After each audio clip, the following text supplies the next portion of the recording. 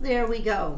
Well, hi and welcome back to this podcast. We get the beautiful Leslie and Mr. Paul. And thank you guys for being a part of this. I don't know pretty much anyone about anything of anybody, so this has been really fun for me to get to know the community. But I see such a value in this, where, you know, I've heard you speak, which you do an amazing job, but I've never sat down and talked with really either one of you. So I'm just going to ask you a few questions. Sure. First of all, you're a chef, or you were a chef. Yep. And you did that professionally then? Yeah. For how many years? Well, teaching wise, I did it for like just about 34 years. Wow. But, you know, basically since high school, I was trained in that stuff. So, Okay. Yeah. So. And you get the privilege of eating. Yes. Yeah, she does. I live a nice life. Yeah, I bet you do. Mm-hmm. So you did it for so it's always been a passion. Where Yeah, did you get that? I think from my kid, just being a kid, my dad had 3 sons and then he had 3 daughters. And of course, back in the day, you know, certain parameters, the boys worked outside and the girls were on the inside. And stuff. That was the old traditional way. Yes. And I had this gravitation to just want to be in the house doing some cooking and stuff like that. And my parents didn't leave very often, but one time they left, and a great aunt came, and I was just helping her all the time because I was allowed now to be in the kitchen. Oh, okay. And it got back to my folks that Paul was a really good helper. He did everything. He helped me around the house. How old were you at that time? I was probably about 10 years old. Wow. Yeah, pretty young. That's cool. It was just a desire. And then one year, I don't know how my mom did it, but she convinced my dad. I suppose she just bought it because, like with us with Christmas, I don't really buy gifts. My wife does it, but so the kids know that. So nothing new there. But my mom bought me an Easy Bake Oven. I remember those. Right? That was a big deal. So I always say I started my baking career then. With an Easy Bake. Yeah. I was always intrigued by the process. And I think that's the science end of it that I like. You know, not like scientists like Jonathan would be, but just really appreciate how things work and why they work and want to know why that happens, you know. And so I think baking, I gravitated towards baking because there seemed to be more live science than cooking. Even though there's science in cooking, it's not as, maybe it doesn't seem as deliberate as in baking. Baking, it's very deliberate everything, you know.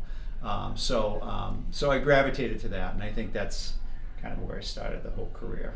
And I had an amazing teacher that encouraged me and believed in me, and then he basically gave me $25 and put it in a savings account for me, and said that was my college account.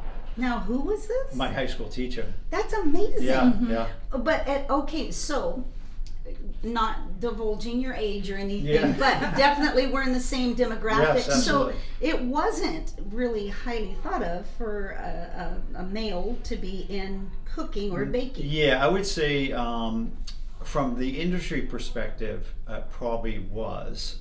From a home perspective, definitely not. Well, I mean, so for how my did dad, you? that was not his goal. His And goal you was fit to where be in the line constructor. then?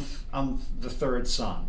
So if you're the 3rd son and your dad's in construction, did he own his own construction company? Because that seems to be, is this in this area? It was. He basically was a one-man show for the most part. Okay. He did all the stuff. He did have a helper over the years and stuff, but we were, as kids, we were kind of like the old days, you know. Dad would say, "Hey, you going to work today?" And we're like, "Oh, okay." So you went to work, right? Yeah. So you know, helping nailing off floors and doing some remedial stuff, and so that's how we learned that craft. Besides that, so he wanted me to be a carpenter like him. Sure. And your older brothers, did they follow suit? Yeah, my oldest, he was a plumber, but Okay. didn't love it, and he went into ministry, where he was basically pretty much like a maintenance guy, you know, doing all the maintenance and stuff for the place. So he was a good fit for that. Very compassionate, very loving individual. My next brother, who's an engineer, always challenged my dad, and not to challenge him, but just his makeup. As an engineer, he's always wanted to know the reasons for everything as well. And my dad was probably not a really good communicator, and so there was always a frustration with the two of them because Dad would say something, Mike would take it very literal, and he didn't see what Dad was doing. He just was taking the words at face value, and it created a lot of conflict, unfortunately. And I could see why, because he wasn't able to see the language Dad was talking, even though he was speaking something that was different than what my brother was hearing, so that created, so he was an engineer, so he had no desire to go into the field. Okay. And I left my career in Boston as a pastry chef. I was the assistant pastry chef at the Meridian downtown Boston, and then I worked over at the Four Seasons as a pastry cook. And God called me out of the industry to work for my dad, which was absolutely crazy because I paid for my own college and all that kind of stuff. And my dad thought, maybe I'm going to get my carpenter. Yeah. And how old were you at that point? I was about 23, I think, or 21. 21. Okay. Yeah. Wow. Right after college. And it was first 6 months was living hell. It was the most difficult thing that I ever did because I knew my dad as a disciplinarian only. So that's kind of tough stuff because he's a heart of gold, but he didn't know how to communicate love. Mm-hmm. And so he never told us he loved us. And so I had to work through that process, and but I finally, after 6 months, I realized that I needed to look at myself in the mirror and find out what's going on here, because it was like I could never please him. He was a perfectionist and stuff like that. And it wasn't until I looked at myself in the mirror and realized that I'm not changing him. I need to change. And that changed everything. Full circle, the amazing thing is after working for him for 2 years, which is you never hear about this, but my dad was my best man at my wedding. Wow. Mainly because at that time in my life, he had the biggest impact in my life. Wow. That set my future. And I didn't continue working for my dad, which he kind of held it against me over the years, because that was his desire. But he recognized that I thought teaching would be a good thing for me, and I think just God just allowed that to happen. Yeah. And I left the construction for that time and still moonlighted in it, Mm-hmm. But teaching was a real passion of mine for sure. Wow. Yeah. Wow. Thank you for sharing that with us. Is your dad still alive? No. Okay. How long ago did he? 4 years ago. We just celebrated 4 years. 4 years. Yeah. Wow. What a moving testimony for you, Paul. And obviously I can tell that you love your kids with such a passion. I mean, I've heard you speak, and I saw your boys come in, because I don't know anybody, but Christy would say, well, that's Paul's kids. Mm-hmm. And they adore you, and that's very evident. And so, wow, that's a powerful testimony. Yeah. And so thank you for sharing that. Mm-hmm. Very, very cool story. How did you, and what did you think when you first saw him, and how did that even happen? When I first met Paul, the first night that we met, we were just out. He was out with his brother and friends, and I was out with one of my girlfriends and friends. And we just met, and it just was, I don't know, it was a God thing. Was it love at first sight? Was it? I don't know, but I did know, like, that night he had walked my friend and myself to her car. Okay. And I just knew that there was something different about him. Really? Yeah. Okay. He gave me his number, and that first night. Mm-hmm. Which is, I think, probably the God thing, because early on in my life, very much an introvert. Okay. Very much, because of just stuff that happened, and so that was something I would have never, ever done. It's just not in my makeup at that time. So I'm gonna assume you were not raised in a Christian home, or were you? I was. Oh, You yeah. were, okay. Yeah, I And was so- altar boy when I was a kid. Yeah, he was raised Catholic. You know, And that's then- so fascinating to me. I can't tell you how many people I've interviewed that were raised Catholic in this area. Especially in So that's Northeast, yeah. okay, so Yeah, that's a definitely. thing. Yeah, Yeah. oh, absolutely. Okay, Yeah. okay. Yep.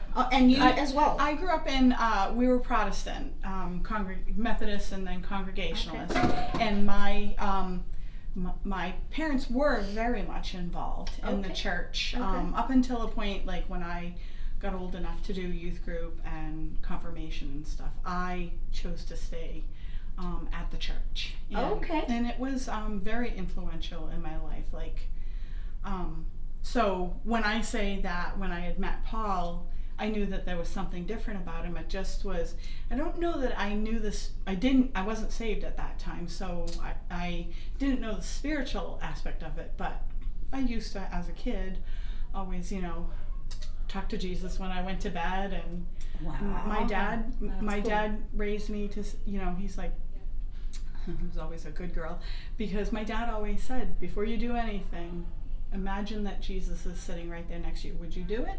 Oh, nice. Yeah, yeah. And so how many siblings do you have? I have one brother who's 2 years younger than me. Okay. But we were raised like twins, so. Oh, okay. So Yeah. you're very close. Yes. Very Yeah. cool. Are you still close with your siblings? Oh, yeah. His very much family's so, yeah. very close. Yeah. And everybody is in the area. So for No. both of you? The three sons were in New England and Massachusetts, one just over the border in New Hampshire, and then my three sisters are all in Florida, Okay. within half hour of each other. And, Okay. and his mom's in Florida now too. Yeah, Okay. yeah, All yeah. right. Do you So- often go to Florida then and visit? Now that I retired from teaching, I try to get there in the wintertime just to see my mom, and Okay. spend time with my sister and her husband and stuff, and my other sisters as well. But I don't want to leave Leslie for long periods of time because it's wintertime. It's kind of You too. I gotta say this. I gotta say this. I just love. So I sit more in the back with my kids, and I just love how you guys are just like so in love. I mean, you can just tell by your body language and how beautiful that is. How long have you been married? We just celebrated 38 years. 38 years. That's beautiful. Well, can we just give them a hand clap? sure. That's beautiful. 38 years, and how many kids? 4 kids. And boys, girls, all. 2 girls and then 2 boys. That's beautiful. You can't get any more perfect than that. Yes. I God stopped is at so 2. good. I stopped 1 boy, 1 girl. Yeah, I'm done. There's no more sexes, but you Yeah. did 2 of each. That's Yes. beautiful. Yeah. Yes. And what a close knit family. You can just see. You can just see just how you two even interact. Sorry, that was just a side note that I tend to watch people because people fascinate me. Thus the interviews yeah. because your stories are so powerful. And the fact that you've been married for 38 years and you're still very much in love, even when you came in and started talking about your vacation time, it's like you guys are always together, and that's beautiful. Yes. And so well It's done. even better now. Yes. Now that the kids are raised. Now that the kids are raised, now you can enjoy each other. Yes. Yes. That's beautiful. So quickly, I still want to get into your story and how that all unfolded. But real quick, can we take a side note and just encourage some of the young married couples that we just heard Dave speak. This is taped on this Sunday. I don't know when it's going to be released, but we just had service and it was beautiful. Yeah, And Dave talked, about his marriage and 5 years into it. And how would you encourage some of the younger couples that are maybe struggling through a little bit of a rough patch because I'm sure you haven't, it's not all been roses for 38 years and 4 kids. Yeah. How did you get through that, and how do you manage to stay still so in love? Yeah, I'll let you start. A big part has been this church. At one time there was like a lot of families with a lot of little kids, and a lot of moms. I'm kind of on the younger side of it. Like I'm the kid to I feel like to my friends. So I got to watch them raising their kids, but they've always been there.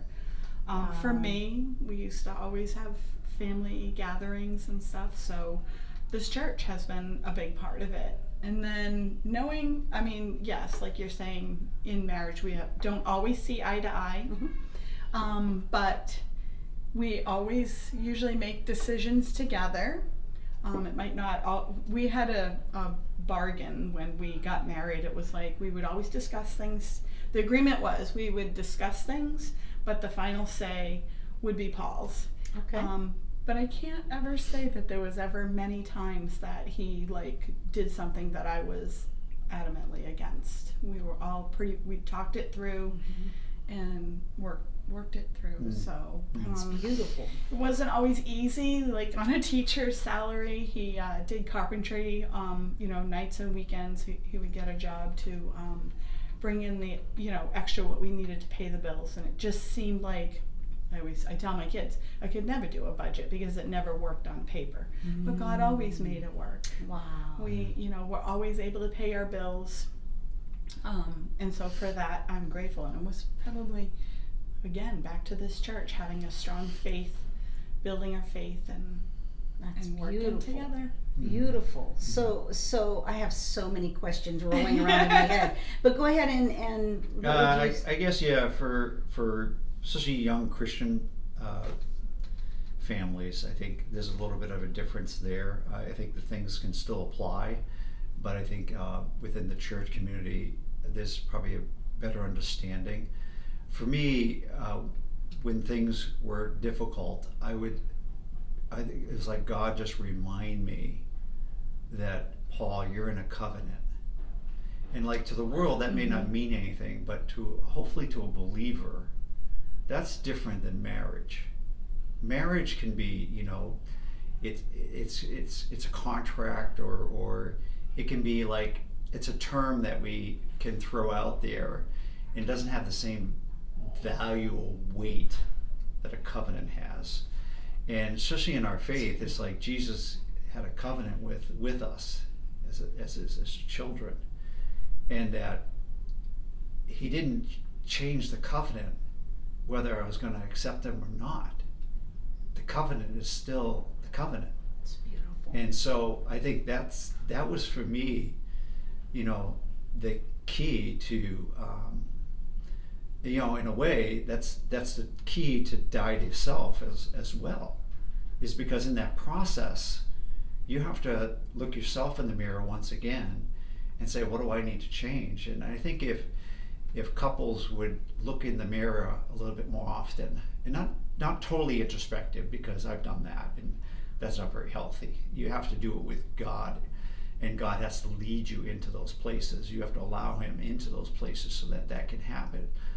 But when you're in that and you're partnering with God, okay, God, I don't understand this. There may be some things I need to change. Show me what those are. And you submit, as David talked about today, submit to those things, and then you die to yourself.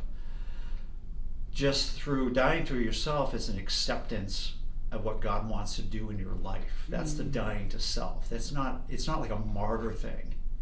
It's like you're dying to things that you think are right, that God wants to say, I think this is what you need to do.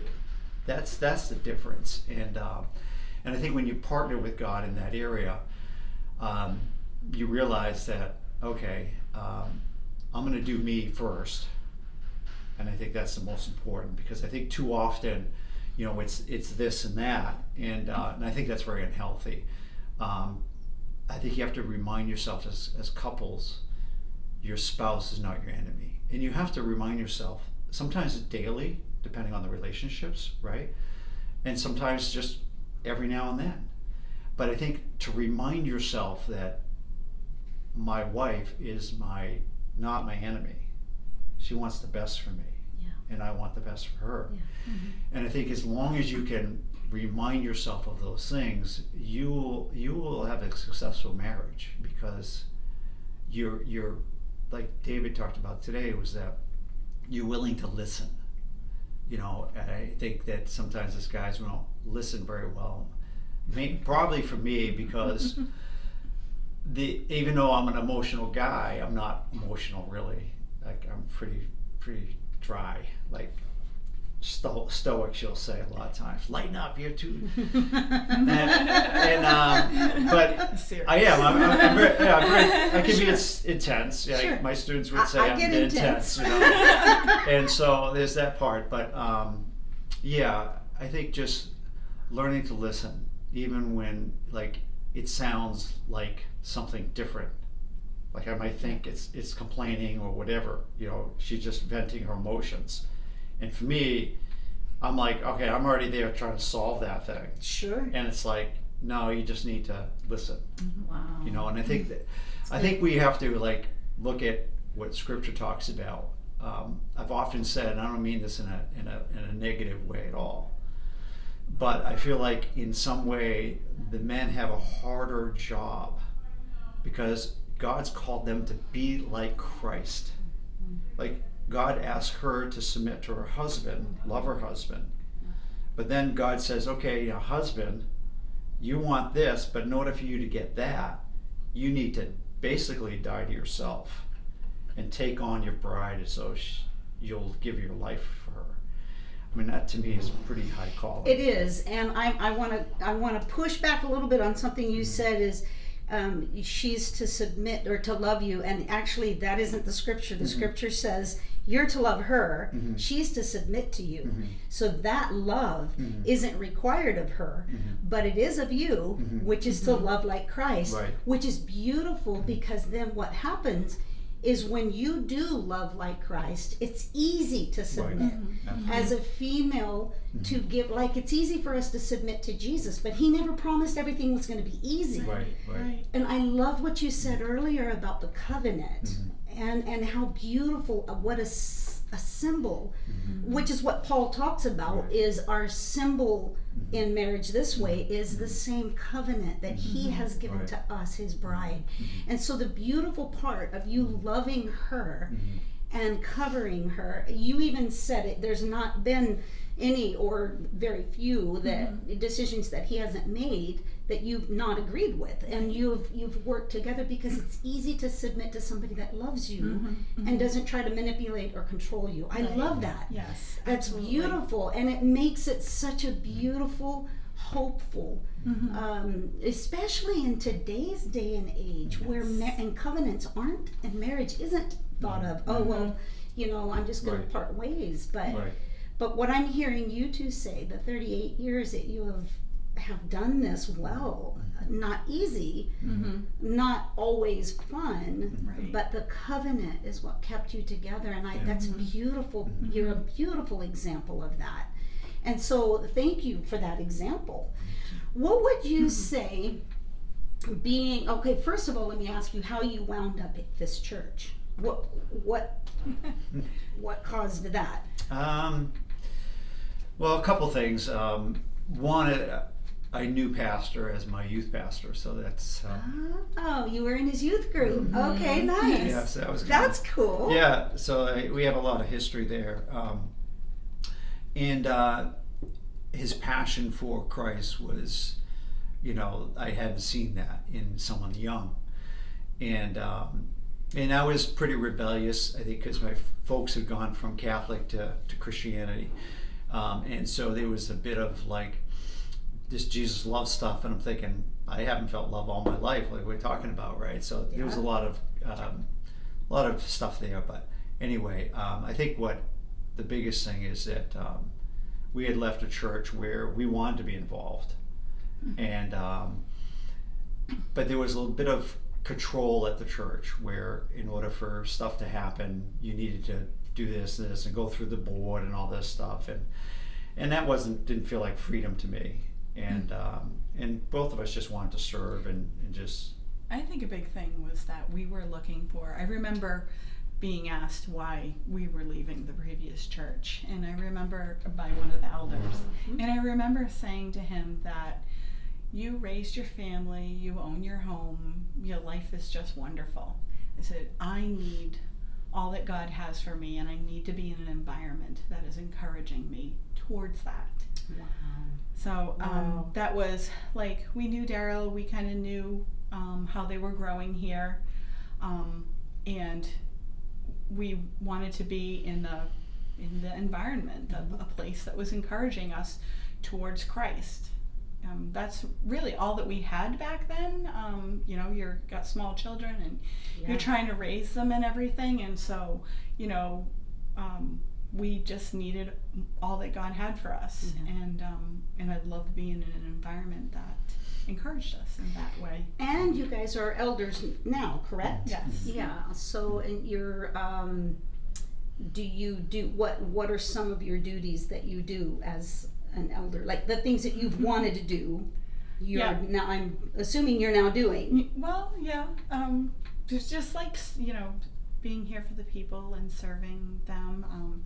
Paul's really stepped into giving the messages. Which you do a wonderful job.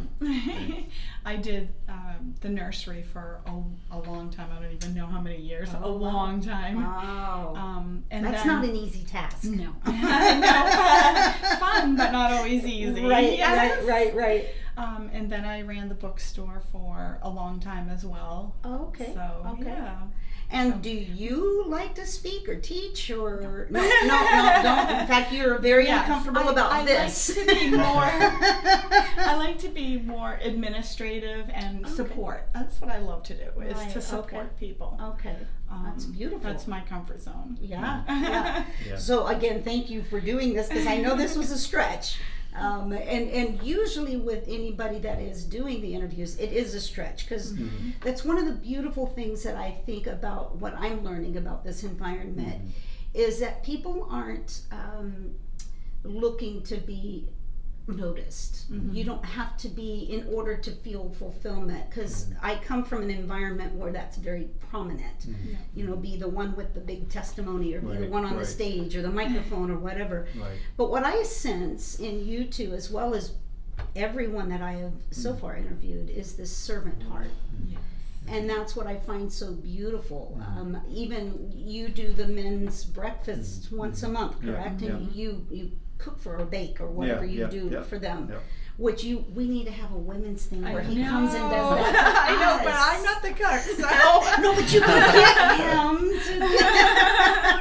him. But I find that beautiful, because that servant heart. In fact, Dave brought that up again, even you know, just the service of God's people. And so that's beautiful that you two exhibit that so well and so beautifully in this environment. So it's been how long since you've been here in this? So we've been at Faith since for a little over 31 and a half years. Wow. So, and it's been in 36 years. So you were here early on. You've been some pillars, I would say. So it's beautiful that, so you are currently teaching. Did you teach the whole time that you were raising the kids, or? No, I got to be a stay-at-home mom. You did. Yeah. It's beautiful. Well played. Well played. Trying to raise the kids, it just was, it would have been hard. So I'm very grateful for that. But I went into, I'm going to start my 10th year. And I started out as a teaching assistant, which I did. And where the boys went to school? So actually, when the kids were little, I did some subbing and filling in at the Christian school that my kids did go to. So that gave me some background experience. Nice. So, and then I had another job in between doing that and being at the school I'm at now. That had nothing to do with education. It was as an office manager. And I did that for 5 years. And God called me out of that. I stepped out of that, and in thinking about what I was going to do, both of my daughters are teachers. And they were like, "Mom, come do this." And one of my daughters thought that it was a natural fit for me. And it was probably proved to be, because people that I work with are very appreciative. So what do you teach? Now I'm a special ed tutor. You are? Okay. Yep. So I support students with that are on IEPs. What is that? It's an individual education plan. So students that need extra support, that need extra in-depth teaching, aside from what the classroom teacher is delivering. Oh, wow. So- Okay, that's got to be a rewarding job. It is. Can I ask you a quick question on that? In today's day and age, there's all of this medication that's being given to the students. Do you find that helpful, or is that more of a hindrance? What's your perspective? I don't really know, because all of that is, I do know some students that do and don't, but most of that's like confidential. But I work around that. Like you learn, like I work with the kids for the year. And a lot of these kids I've had in years past, so it's reestablishing a relationship and working with them. And you learn to know what makes them excel and what brings them down. So you try to find balance. I had a student last year that we would have a free space of like 20 minutes, and he had to work with me for 10 minutes, and then we got to go and do a activity that he got to like shoot basketballs or something like that. And I'd let him do that for 5 minutes, and then we were back to, okay, let's take a look at this one more time and work with him. So What's it been like in this area? Is it a Christian school? no. So it's a public school. Yeah. So you have faced multiple challenges. Is it here in New Hampshire? It's or in Massachusetts. in Massachusetts? Yeah, in Massachusetts. Of some of the laws that are coming out, but then you're required to, like, if they come to you, you've had to, even the pronouns and all of that stuff. Did Yeah. you have to watch that? I do watch it You do? because Yeah. I work in a pretty strong community. Okay.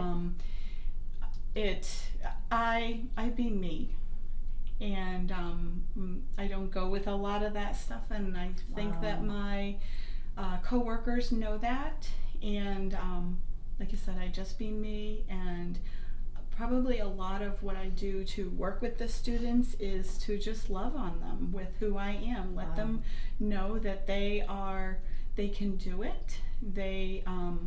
I help them, get past the feeling of defeat.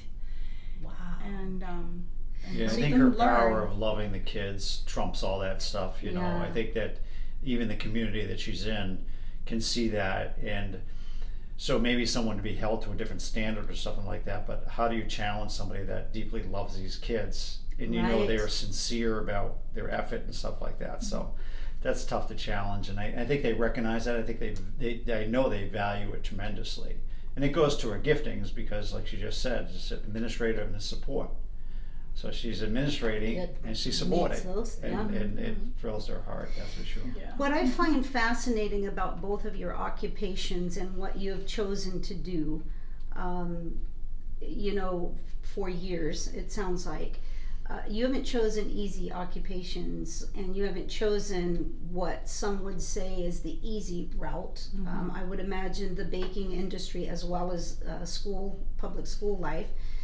It's kind of like going into the lion's den, and you have to be really connected with the Holy Spirit and with the Lord to be able to go into some of those dark places and be an example. Yep. And that's what you both have chosen to do. Again, showing the servant heart that you have. So not only in the church, but you are the church outside the four walls of the church. And I think that's even more powerful, and it shows up in your family and in your fruit. Whether or not they're currently walking with the Lord, or we haven't gotten into that yet, but even so, they've been raised in an environment because you two were Catholic, and you said it was Protestant. Okay, but you both have made that commitment to the Lord, that personal commitment to the Lord, whether your family life exhibited that or not, you did. Right. And that's what's so beautiful, I think, about your story of 38 years of you literally loving everybody that you've come into contact with and serving in a way that actually blesses you in return. And so you here now find yourselves, after 31 years of being faithful to this community, of loving the people in this community. What are some of the challenges of moving forward in this community? Because you mentioned everybody grew up, and you had this close-knit group of people, and maybe some of them left and moved to different places and all of that kind of stuff.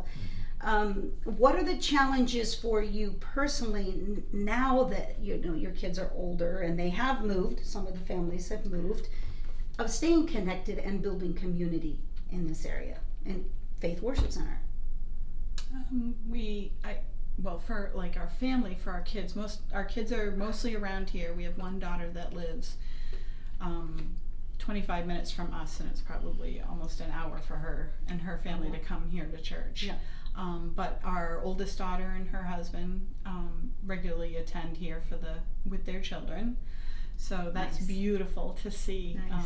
In service. Sure. My oldest granddaughter just turned 8, and she's a Aw. wonderful heart for worship dancing. Love that. Yeah. One of the kids that's doing the flags and Yeah. running. Yeah. That's awesome. Beautiful. So and then our 2 boys, they're not married yet, but they will definitely come when Dad's preaching, and they'll usually come for Christmas, Easter, Yeah. special Yeah. things.